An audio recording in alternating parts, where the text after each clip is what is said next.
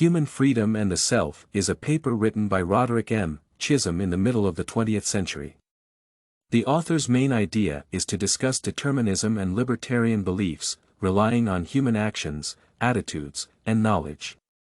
In this paper, the first 9 sections about deterministic and indeterministic views will be summarized and evaluated to create an introduction to the topic of human freedom. Summary. In the beginning, the problem of human freedom is discussed. Determinists believe that every event is caused by another event. Indeterminists consider every act as essential without any particular cause. The second section contains an example of true human responsibilities. People try to do what they do to experience comfort. All at once, God is defined as the prime mover. The author explained the compatibility of determinism and moral responsibility. This section underlines the worth of options and human decisions. Conflicts between responsibility and deterministic behaviors cannot be ignored anymore. In the next section, Chisholm suggested avoiding determinism and indeterminism. Fortuity, caprice, or luck may lead to certain human actions. This possibility is another contribution to the discussion about freedom. The fifth section highlights that something else may guide people. The nature of agents and humans has to be recognized. The role of the man is the reason for determinism. At the same time, inanimate objects may be the causes. The terms of transient and immanent causation improve the discussion. References to Aristotle strengthen the discussion of possibilities and choices.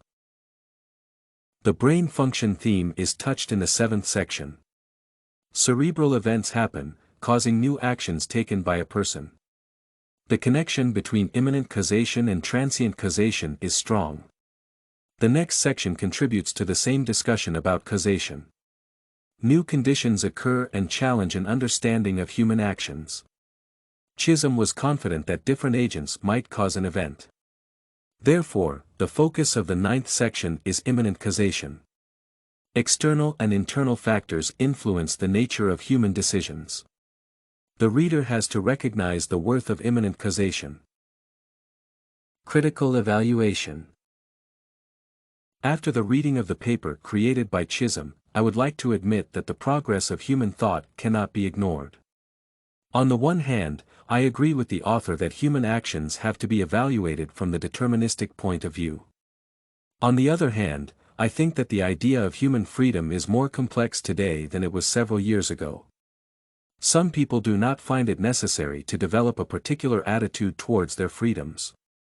Still, many people cannot imagine their lives without the intention to become free.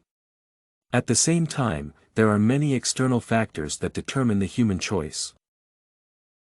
Chisholm questioned if a person should be responsible for his or her beliefs and desires. Unfortunately, modern people are exposed to a variety of sources of information. The human desire to learn as much as possible and be aware of news, trends, and each other's lives make them dependent on multiple factors.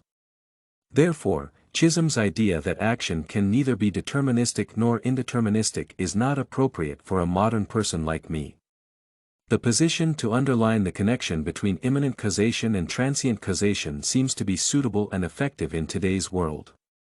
Almost all human actions are caused by something, either by agent, event, or even supreme power. I cannot say that Human Freedom and the Self is a paper where absolutely correct thoughts are introduced, but there are many interesting positions and statements that may help people facilitate their lives and gain a better understanding of their freedoms. Conclusion. Chisholm developed a number of strong ideas about determinism, libertarianism, and the identification of the self in society. It is in human nature to support the idea of free will. The chosen 9 sections of Human Freedom and the Self prove that everything is inevitable, and people with their thoughts, actions, and desires are the internal part of a physical world with its orders and legitimacy. Everything you need for studies, essay samples, writing tools, and tips, you can find at studycorgi.com.